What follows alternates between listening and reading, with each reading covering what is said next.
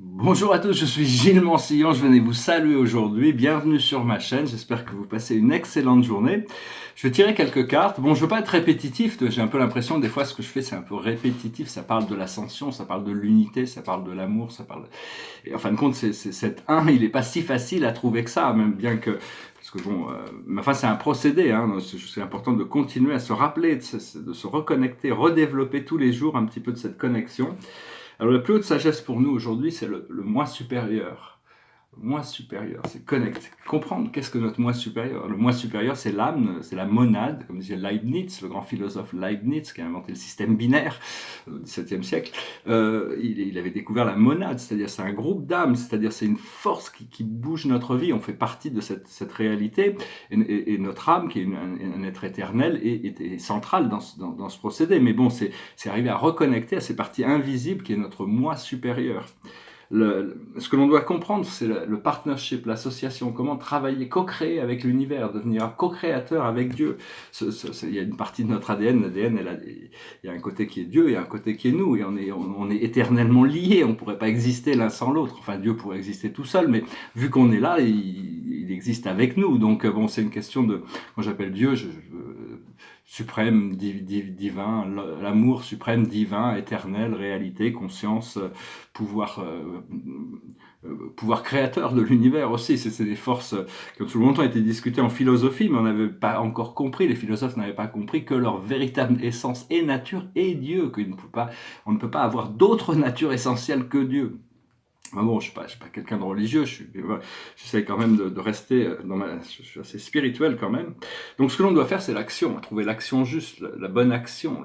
Quelle est l'action que l'on doit faire? On doit agir, c'est un moment d'action, donc on se prépare pour l'action. Quand on est invité à l'action, des fois, il faut apprendre à sortir de sa zone de confort aussi.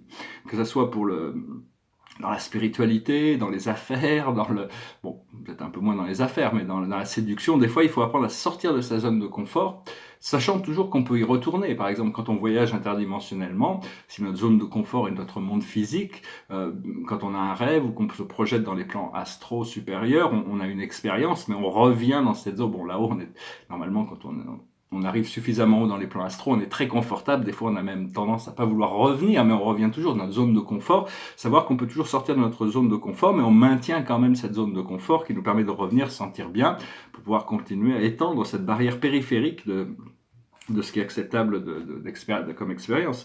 Et le message général, c'est le paradigm shift, c'est-à-dire c'est vraiment la transformation de toutes les choses. Il y a vraiment quelque chose de très très profond qui se prépare pour la société, une transformation, ça risque de choquer beaucoup de monde. Il faut être prêt, il faut être centré sur soi-même, mais pour savoir que bon, c'est des changements qui sont voulus et nécessaires. Quelle que soit la manière dont c'est présenté dans les médias, on se prépare cette année certainement pour certaines annonces importantes.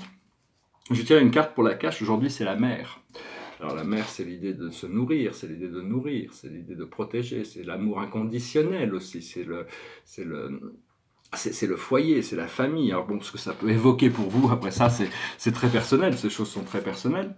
Derrière moi, c'est un tableau qui parle d'un mantra, ça se dit Namo Amida Fat. Ça représente ces 6 sons sacrés qui représentent un mantra, l'invocation du Bouddha, de la lumière infinie. Et donc donc voilà, je voulais noter, j'avais pris une petite note là, voilà, je voulais noter que bon, tout est vie, tout est un, donc dans un sens, tous les contrastes, tout ce que l'on peut imaginer comme l'esprit critique ne fait que diviser, alors qu'en réalité, c'est bien d'essayer, même si on ne comprend pas tout, de toujours rester, pour se balader dans la rue par exemple, où il y a beaucoup de monde, tous ces gens sont des étrangers, on ne les connaît pas, mais sachez que si vous les connaissiez vraiment, vous les aimerez, et donc vous les aimiez. Il y a tout cet amour qui peut être là, mais bon, on n'a pas essayé d'aller rechercher les trésors qui sont au fond des gens, hein. J'ai retrouvé les trésors qui sont au fond de nous, mais savoir d'envoyer des bonnes pensées à tous ces gens qui sont un peu endormis, ils savent pas qui ils sont, ils savent pas leur pouvoir, ils savent pas, donc c'est rester toujours très positif, même par rapport aux gens qu'on voit dans la rue, qui des fois envoyer des bonnes pensées, c'est très très très puissant, ça les aide beaucoup, même s'ils n'en sont pas conscients. Il y a un autre principe philosophique de sagesse qui vient de l'Asie, qui est 3 singes de la sagesse, c'est-à-dire de ne pas voir le mal, ne pas entendre le mal, ne pas lire le mal. En essence, si on arrive à passer à travers de ces trois, si on comprend ces choses-là, ne pas voir l'obscurité, ne pas voir le mal, ne pas entendre le mal et ne pas dire le mal, on est protégé, on est dans la sagesse. On retourne dans cette, euh, dans cette sphère de lucidité, hein, parce et puis il y a toutes sortes de sagesse terrestre, toutes ces choses de fonctionnement dans la société qui nous apprennent à fonctionner mieux dans la société, et il y a la sagesse transcendantale qui nous aide à nous élever au-dessus des choses. Ça, tout est enseignement. Il faut apprendre à fonctionner dans la 3D, mais il faut aussi apprendre à en être libre, parce que toute la souffrance vient des attachements. Ça vient pas des choses elles-mêmes, c'est l'attachement qu'on a à ces choses. Et donc c'est ce que le Bouddha avait déjà expliqué il y a très longtemps. Je pense que je ne peux pas trop remettre en question certains enseignements essentiels. Ces choses sont toujours valides aujourd'hui. Voilà, je finis avec une chanson. Il y a deux chansons qui me passaient par la tête.